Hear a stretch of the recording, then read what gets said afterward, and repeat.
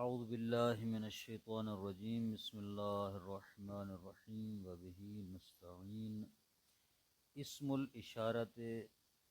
الاشارت ہوا ما دل علی معین باشارۃ محسوسۃ الیہ۔ آج کا سبق اسم اشارہ کے متعلق ہے۔ سب سے پہلے اسم اشارہ کی تعریف بیان کریں گے، پھر اسم اشارہ کی اقسام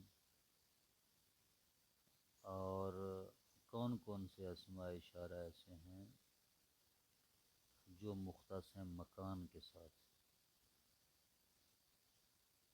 اسم اشارہ کسے کہتے ہیں؟ اسم اشارہ کی تعریف یہ ہے کہ وہ اسم جو کسی معین چیز پر دلالت کرے، اشارہ محسوسہ کے ذریعے ایک ایسا اشارہ کیا جائے جو محسوس قابل حس ہے اس چیز کی طرف۔ یعنی دوبارہ عرض کرتے ہیں کہ اسم اشارہ ایسا اسم ہے جو ایک ایسی معین چیز پر دلالت کرتا ہے جس کی طرف اشارہ محسوسہ کے ذریعے اس کو معین کیا جاتا ہے۔ اسم اشارہ کی تین قسمیں ہوتی ہیں: قریب، بعید اور متوسط۔ پھر ہر ایک کی تین تین قسمیں ہیں: بعید، مرفوع، منصوب، مجرور; قریب، مرفوع، منصوب، مجرور; متوسط، مرفوع، منصوب، مجرور۔ ہر ایک کی تین تین قسمیں ہیں۔ یہ کتنی ہو گئیں؟ 9 اقسام ٹوٹل اسم اشارہ کی۔ اسم اشارہ قریب مرفوع کے لیے ذا، ذان، اولائے، تا، تان، اولائے۔ منصوب اور مجرور کے لیے آتے ہیں ذا، ذین۔ یہاں ذین تثنیہ ہے، اس کی نسبی اور جری حالت آپ نے پڑھی ہے کہ تثنیہ کی یا کے ساتھ ہوتی ہے۔ اولائے، تا، تین، اولائے، تین یہ بھی تثنیہ ہے اور نسبی اور جری حالت اس کی یا کے ساتھ آتی ہے۔ اب تھوڑا سا ان کو مزید واضح کرتے ہیں کہ جو قریب مرفوع کے لیے آتے ہیں ذا، یہ مفرد واحد کا اشارہ ہے، مفرد مذکر واحد۔ ذان تثنیہ مذکر کی طرف اشارہ ہے۔ اولائے جمع مذکر کی طرف اشارہ ہے۔ تا مفرد مؤنث کا اشارہ ہے۔ تان تثنیہ مؤنث کا اشارہ ہے۔ اولائے جمع مؤنث کا، اولا جمع مؤنث کے لیے بھی آتا ہے، جمع مذکر کے لیے بھی آتا ہے۔ اور اسی طرح نسبی اور جری حالت میں ذا رہے گا، اس میں کوئی تبدیلی نہیں آئے گی۔ ذین جو ہے اس کی نسبی جری حالت جو ہے وہ یا بدل جائے گی، اولا ہمیشہ اولا رہے گا۔ اس طرح تا بھی مبنی ہے، اپنی حالت پہ باقی رہے گا۔ تین تثنیہ ہے، اس کی نسبی اور جری حالت جو یا کے ساتھ آئے گی۔ اولا اپنی حالت پہ باقی رہے گا چونکہ مبنی ہے۔ متوسط مرفوع کے لیے آتا ہے ذا کا، ذانے کا، اولائے کا۔ ذا کا مفرد مذکر، ذانے کا تثنیہ مذکر، اولائے کا جمع مذکر اور جمع مؤنث کے لیے بھی آتا ہے۔ تی کا، تانے کا، اولائے کا۔ تی کا مفرد مؤنث، تانے کا تثنیہ مؤنث، اولائے کا جمع مذکر و مؤنث دونوں کے لیے۔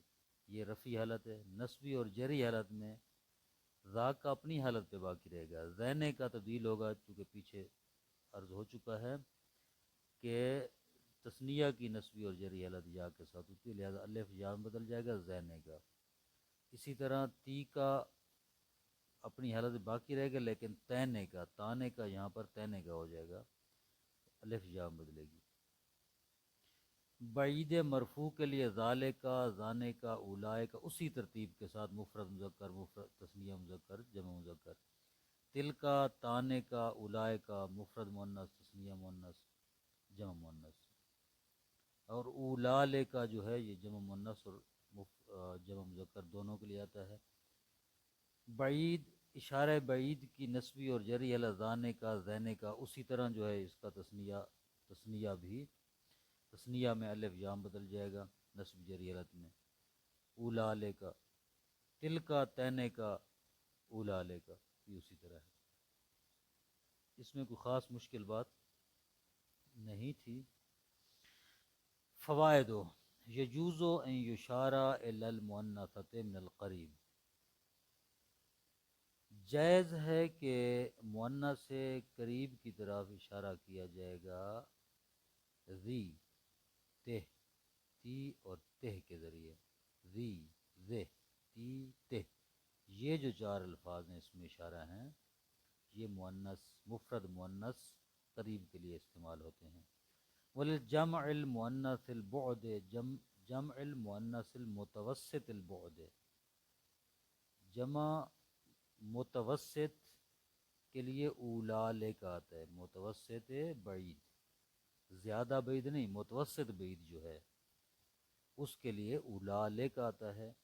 وللجمع البعید، جمع بعید کے لیے اولائے کا آتا ہے.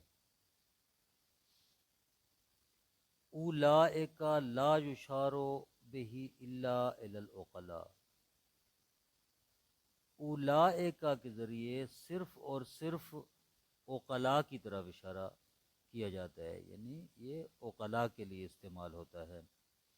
فَإِذَا أَرَدْتَ أَن تُشِيرَ إِلَى غَيْرِهِمْ اُسْتُعْمِلَتْ تِلْكَ، اگر عقلاء کے علاوہ یعنی غیر عقلاء کی طرف آپ اشارہ کرنا چاہتے ہیں تو لفظ تلکا کے ذریعے اشارہ کریں گے. بس فرق ہوا اولائکا اور تلکا کے درمیان کہ اولائکا عقلاء بعید کے لیے اشارے کے لیے استعمال ہوتا ہے اور تلکا غیر عقلاء بعید کے اشارے کے لیے استعمال ہوتا ہے. جیسے آپ کہتے ہیں تلک الاشجار، وہ درخت، درخت غیر ذوی العقول ہے. کثیرا ما تدخلو، تیسرا فائدہ، کثیرا ما تدخلو ہاء التنبیہ علی المشار الیہ القریب مطلقا اے مفردا و مثنى و مجموعا. کہتے ہیں کثیر طور پر ہاء تنبیہ داخل ہوتی ہے مشار الیہ قریب کے اوپر مطلقاً. مطلقاً سے کیا مراد ہے؟ چاہے وہ مشار الیہ قریب مفرد ہو، تثنیہ ہو یا جمع ہو، سب کے اوپر یہ ہاء تنبیہ داخل ہوتی ہے. جیسے آپ کہتے ہیں ہاذا، اصل اس میں اشارہ تو ذا ہے، اس کے اوپر ہا جو داخل ہوئی یہ ہاء تنبیہ ہے. ہاذان بھی ایسے ہی، ہاتے ہی، ہاتے، ہاتان، ہا اولائے، یہ جو ہا ہے ان کلمات کے شروع میں یہ ہاء تنبیہ ہے. وَيَغْلِبُ أَيْضًا دُخُولُهَا عَلَى الْمُؤَنَّثَةِ الْمُفْرَدَةِ مِنَ الْمُتَوَسِّطِ، اور غالباً یہ ہاء تنبیہ مفرد مؤنث پر داخل ہوتی ہے جو متوسط کے لیے آتا ہے. مفرد مؤنث کا اشارہ جو اشارہ متوسط ہے اس کے اوپر ہاء تنبیہ آتی، جیسے تیکا کے اوپر ہا تیکا، ہا تیکا وہ ایک عورت، ہا تیکا. اما البعید فیمتنع دخولها علیہ، بعید جو ہے اس اسماء اشارہ بعید جو ہیں ان کے اوپر ہاء تنبیہ کا داخل ہونا ممنوع ہے، داخل نہیں ہو سکتی. الکاف فی ذالک و تلک الی آخرہ حرف خطاب، یہ جو ذا کا، ذالک کا، ذانے کا وغیرہ کے اوپر جو کاف ہے ان کے آخر میں، یہ کاف کس کے لیے ہے؟ اس میں اشارہ ہے یا کوئی اور چیز ہے؟ کہتے ہیں یہ کاف اس میں اشارہ نہیں ہے بلکہ یہ کاف خطاب ہے، کاف خطاب. والافصح ان تستعمل کل کافے کل کافل اسمیت مکسورۃ فی خطاب المؤنثۃ ملحقۃ بالالف والمیم فی خطاب المثنى وقس علیہ فتقول ذالک الرجل یا امرأۃ، ذالک الرجل یا امرأۃ، تلکم المرأۃ یا رجلان۔ کیا کہہ رہے ہیں یہاں پر؟ کہہ رہے ہیں کہ افصح فصیح ترین جو لغت ہے وہ یہ ہے کہ کاف اسمیہ کی طرح اس کو استعمال کیا جائے، کاف اسمیہ کی طرح۔ کاف اسمیہ کیا ہوتا ہے؟ کاف اسمیہ یعنی وہ کاف ضمیر جو استعمال ہوتا ہے، اور کاف ضمیر کیسے استعمال ہوتا ہے؟ کا کما کم کے کما تا تما تم تے تما، اس طرح اس کو استعمال کرنا چاہیے۔ کیسے؟ مکسورتاً فی خطاب المؤنث، مؤنث مخاطب میں اگر اس کو استعمال کیا جائے، مؤنث مخاطب میں تو یہ مکسور ہوگا، اس کے اوپر کسرہ آ جائے گا۔ جیسے ذالک الرجل یا امرأۃ، تو کیا ہے؟ یا امرأتوں کو خطاب امرا کو خطاب کیا جاتا ہے، ٹھیک ہے۔ تو یہاں پر اس میں اشارہ کا جو کاف ہے اس کے اوپر کسرہ ہے، ذالکہ نے۔ وملحقۃ بالالف والمیم فی خطاب المثنى، اگر تثنیہ مخاطب کے لیے کاف کو استعمال کیا جائے تو الف اور میم کا اضافہ کیا جائے گا، جس طرح ہوما ضمیر ہوتی ہے، کوما پڑھیں گے، ذالکما تلکما۔ وقس علیہ، اور اس طرح قیاس کر، جس طرح گردان پڑھتے ہیں ہم 14 صیغوں والی، ایسے ہی اس کو ہم جو ہے تصریف اس کی کرتے جائیں گے، ذالکا ذالکما ذالکم، ذالک ذالکما ذالکنا، ٹھیک ہے۔ تلکا تلکما تلکم، اس طرح۔ ذالکن الکتاب یا نساء، ذالکم الکتاب یا رجال، یہاں جمع کے لیے ہے، جمع مذکر کے لیے، وہاں جمع مؤنث کے لیے ذالکن میں۔ تو اس میں تبدیلی ہوگی، ایسے ہی تبدیلی کریں گے، ایسے ہی تصریف کریں گے جس طرح کاف اسمیہ میں یعنی کاف ضمیر میں تبدیلی کرتے ہیں آپ۔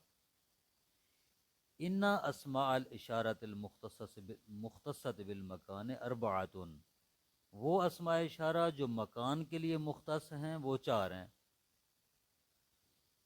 ہونا مکان قریب کے لیے آتا ہے، وَهُنَاكَ للمتوسط مکان متوسط کے لیے آتا ہے، وَهُنَالِكَ ثَمَّ وَثَمَّةَ للبعید، یہ تینوں الفاظ جو ہیں یہ بعید کے لیے استعمال ہوتے ہیں۔ فائدتن، یہ 4 ہو گئے نا، ہونا، ہونا کا، ہونالے کا، ثم اور ثمتا۔ فائدہ، هذه الاسماء تلزم الظرفیت او الجر بالحرف، یہ جو اسماء ہیں، یہ جو انہوں نے 4 اسماء بیان کیے ہیں، یہ ظرفیت کو لازم ہے، یعنی ہمیشہ ظرف ہوتے ہیں۔ ہونا ہمیشہ ظرف استعمال ہوتا ہے، غیر ظرف یعنی غیر مکان استعمال نہیں، تو صرف مکان کے معنی میں استعمال ہوتا ہے، ہونا کا بھی اور بعد والے بھی الفاظ۔ یا حرف جر کے ذریعے ان کو مجرور پڑھا جاتا ہے، ان کے اوپر حرف جر استعمال ہوتا ہے، جیسے کہا جاتا ہے جئنا من ہونا، ہم آئے یہاں سے، یا ذہبنا من ہونا کا الی ہونا لے کا، وہاں سے آئے یہاں تک، یہاں سے آئے وہاں تک، وغیرہ۔ کافی ہے۔ وصلی اللہ علی محمد وآلہ وسلم۔